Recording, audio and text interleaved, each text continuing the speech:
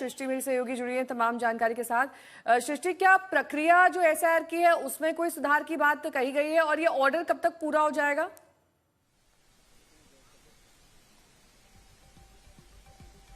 जी, जैसा कि शुरू में ही जब कोर्ट ने ये जजमेंट प्रोनाउंस करना शुरू किया था, उन्होंने 4 मेन सवाल रखे थे, बनाए थे कि ये 4 इश्यूज हैं जो सुप्रीम कोर्ट के हिसाब से इस मामले में डिसाइड करने होंगे, जिसमें एक बड़ा सवाल ये था कि इलेक्शन ऑफ कमीशन के पास इस कानून के अंदर, लॉ के अंदर ये पावर है या नहीं कि वो एसआईआर को उस तरीके से कर पाए जिस तरीके से बिहार में और उसके बाद बाकी स्टेट्स में किया गया है। अभी तक जो जितना जजमेंट प्रोनाउंस सुप्रीम कोर्ट ने किया है, ईसीआई की इस प्रोसेस में किसी भी तरीके की कोई गलती नहीं निकाली गई है।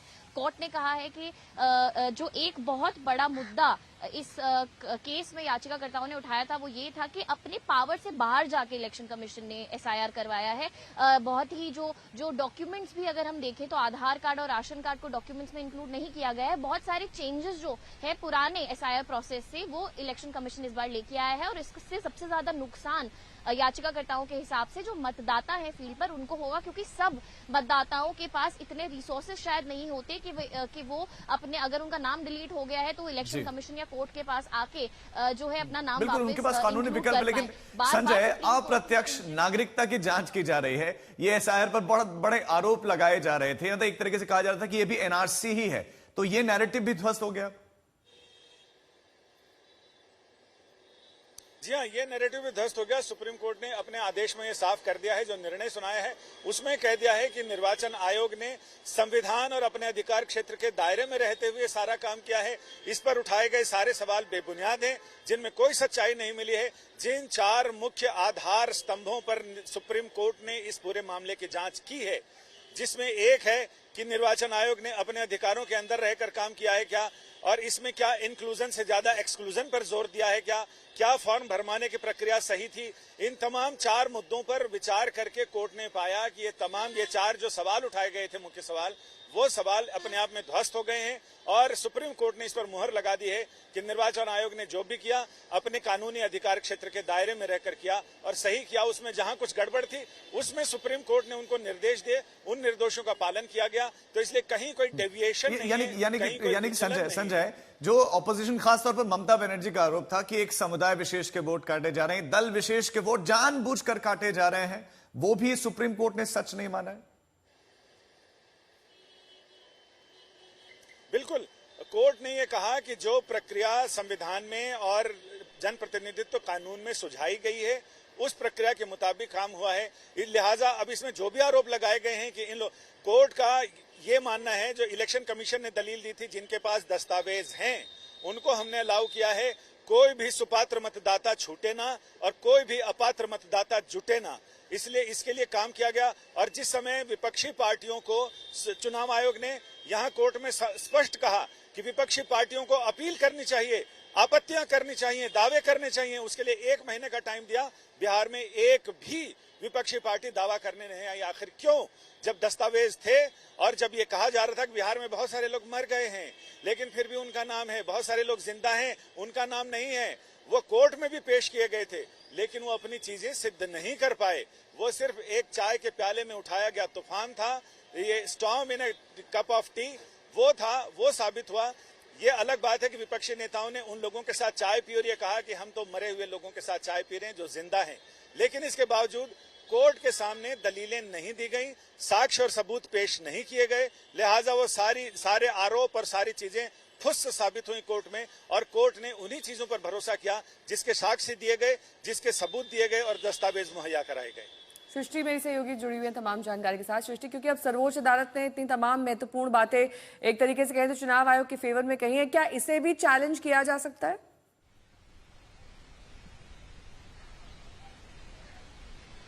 जी, चूंकि सुप्रीम कोर्ट के ऑब्जर्वेशंस हैं और सुप्रीम कोर्ट का जजमेंट है तो इससे ज्यादा से ज्यादा अब इस मामले में इसी केस का रिव्यू फिर से मांगा जा सकता है, लेकिन क्योंकि सेम ही बेंच उसे आगे जाके डिसाइड करेगी तो उसमें कुछ बदलाव की उम्मीद बहुत ही कम है। जो हमारी सर्वोच्च न्यायालय है ये इसीलिए जो सुप्रीम कोर्ट अब इस मामले में डिसाइड करेगा वही इस प्रोसेस में आगे भी फॉलो होगा। शुरू में ही कोर्ट ने कहा कि बिहार का मामला सबसे पहले कोर्ट के सामने आया था तो वो बिहार का जो मामला एक तरीके से एनालाइज एनालाइज कर रहे हैं, उसी में जो दस्तावेज कोर्ट के सामने रखे गए उनके बेसिस पे जजमेंट सुना रहे हैं। लेकिन जैसा कि हमें पता है ईसीआई जो प्रोसेस फॉलो कर रहा है बिहार में या फिर वेस्ट बंगाल में या बाकी स्टेट्स में, वो एक तरीके से सेम ही है। हाँ, अगर अपना प्रोसेस किसी भी तरीके से एसआईआर का किसी स्टेट में इलेक्शन कमीशन बदलता है तो बिल्कुल पार्टीज कोर्ट के सामने आके एक सवाल उठा सकती हैं। एक और बड़ी टिप्पणी जो सुप्रीम कोर्ट की अभी ऑर्डर सुनाते सुनाते आई है वो ये है कि एक जो अगर हम कानून की बात करें और कानून की इलेक्टोरल रोल्स किस तरीके से एडिट होते हैं, किस तरीके से डिलीट उसमें से नाम किए जा सकते हैं, अगर उसकी हम बात करें तो कोई एक रिजिड, एक सख्त जो प्रोसेस है वो कानून में नहीं है। ऐसा नहीं है कि यही एक जो एग्जैक्ट प्रोसेस है आपको हर बार फॉलो करना है। कानून ये मांगता है कि जब किसी भी तरीके का प्रोसेस किया जाए, किसी का नाम अगर डिलीट करा जाए तो उसमें फेयरनेस हो, और ईसीआई ने इस मामले में ये बात फेयरनेस की बात बिल्कुल सुप्रीम कोर्ट कर भी रहा है। सृष्टि, आपका बहुत शुक्रिया इस तमाम जानकारी के लिए। लेकिन संजय हमारे साथ लगातार जुड़े हुए। संजय, किसी भी सीट पर हटाए गए मतदाता और हार जीत का अंतर अगर ज्यादा होगा तो कोर्ट ने कहा था कि हम दखल देंगे, लेकिन कोर्ट ने दखल नहीं दिया है, न जरूरत पड़ रही है। हाँ, फिलहाल तो कोई जरूरत नहीं पड़ी है, जिसमें हालांकि दावा तो तृणमूल कांग्रेस ने किया है कि कुछ सीटों पर हार जीत का अंतर हटाए गए लोगों के अंतर से ज्यादा है। लेकिन जब इसकी जांच की गई, निर्वाचन आयोग का यह कहना है कि ऐसा बिल्कुल नहीं है, अलग अलग सीटों के अलग अलग आंकड़े हैं।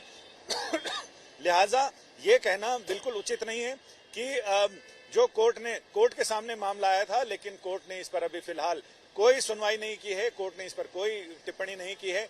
रही बात बिहार के मामले को लेकर जो याचिकाएं दायर की गई थी, बिहार के मामले को और उसके अलावा जो बंगाल का मामला है, उन तमाम बिंदुओं पर कोर्ट ने अपना निर्णय सुना दिया है और कोर्ट ने निर्वाचन आयोग को पूरी तरह से क्लीन चिट दे दी है।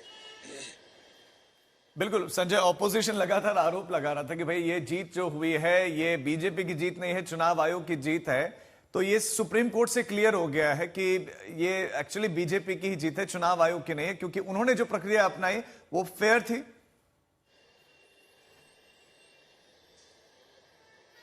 जी हाँ, बिल्कुल, कोर्ट ने साफ कहा है कि ये प्रक्रिया एसआईआर की अपनाई गई है, ये बिल्कुल संविधान के दायरे में है, अधिकार क्षेत्र के दायरे में है। निर्वाचन आयोग ने अधिकार क्षेत्र का अतिक्रमण नहीं किया है। जो आरोप लगाए गए थे, जो फॉर्म भरवाने की बात है, वो बिल्कुल उचित है, क्योंकि अलग अलग समय, देश काल और परिस्थिति के अनुसार चीजें बदलती हैं। बहुत सारे लोगों के राशन कार्ड जो गरीबी रेखा से ऊपर हैं, उन लोगों के अमूमन राशन कार्ड नहीं होते हैं। ऐसे में राशन कार्ड को रखना निर्वाचन आयोग का कहना था कि उचित नहीं है। बहुत सारे लोगों के पास राशन कार्ड नहीं है, बहुत सारे लोगों के पास राशन कार्ड खो गए। तो जो 11 डॉक्यूमेंट्स थे, 11 डॉक्यूमेंट्स के बाद 12वां डॉक्यूमेंट्स आधार कार्ड भी लगाया गया। आधार सिर्फ व्यक्ति की पहचान का सबूत है, ना कि उसके नागरिक होने का, उसके जन्म तिथि और एड्रेस का प्रूफ नहीं है। उसके लिए आपको एड्रेस और जन्म तिथि के प्रूफ के लिए जो निर्धारित दस्तावेज हैं वही आपको पेश करने पड़ेंगे। तो शिकायतें सुप्रीम कोर्ट तक आई थी, सुप्रीम कोर्ट ने उचित समझा तो आधार कार्ड को पहचान के लिए इंक्लूड करने की बात जरूर कही, लेकिन स्पष्ट कर दिया कि आधार कार्ड नागरिक, जो बड़ा प्रश्न लगा था संजय, उठाया जा रहा था कि नागरिकता चेक की जा रही इंडायरेक्टली, जो मेरा सवाल भी था, सुप्रीम कोर्ट का इस पर क्या कोई टिप्पणी आई है कि क्या चुनाव आयोग के पास इनडायरेक्टली ये नागरिकता जांचने का अधिकार है, क्योंकि ये केंद्र के पास है। लेकिन ये तो निर्वाचन आयोग ने भी अपनी दलीलों में कहा कि उसका नागरिकता जांचने का कोई पर्पस भी नहीं है, उसका कोई हिडन एजेंडा नहीं है।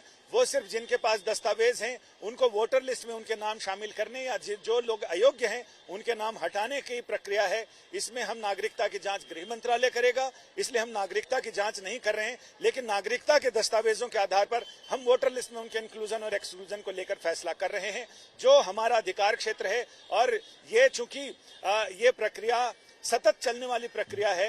संजय, एक और बात, क्या इस पर कुछ अचरज व्यक्त किया गया, जैसे हमने पश्चिम बंगाल में देखा, मतलब लाखों नाम कट गए, या यूपी में देखा करोड़ों नाम कट गए। क्या इस पर किसी तरह का कोई संदेह व्यक्त किया गया या सामान्य ही माना गया इस इतने बड़ी पैमाने पर नाम काटने को? अभी तक जो ऑपरेटिव पार्ट कोर्ट ने पढ़ा है, चीफ जस्टिस ने पढ़ा है निर्णय का, उस ऑपरेटिव पार्ट में इस तरह की चीजें अभी तक नहीं आई हैं। कोर्ट ने सिर्फ वो 4 बिंदु और 4 बिंदुओं पर अपने ऑब्जर्वेशन दिए हैं और फैसला सुनाया है। ये लंबा चौड़ा फैसला है, चूंकि ये आगे आने वाले बहुत समय के लिए समीचीन होगा फैसला, लिहाजा डिटेल ऑर्डर जब ये अपलोड होगा इसकी वेबसाइट पर, सुप्रीम कोर्ट की वेबसाइट पर, उसके बाद ही पता चलेगा कि बाकी इन सवालों पर कोर्ट की टिप्पणियां क्या हैं। फिलहाल कोर्ट के निर्णय से स्पष्ट है कि जो सवाल, जो दलीलें, जो आरोप और आक्षेप निर्वाचन आयोग पर लगाए गए थे, उनको कोर्ट ने सिरे से खारिज कर दिया है। किन किन आधार पर खारिज किया है वो डिटेल फैसला एक बार आ जाए तो उसके बाद सारी चीजें स्पष्ट हो जाएंगी। ठीक है।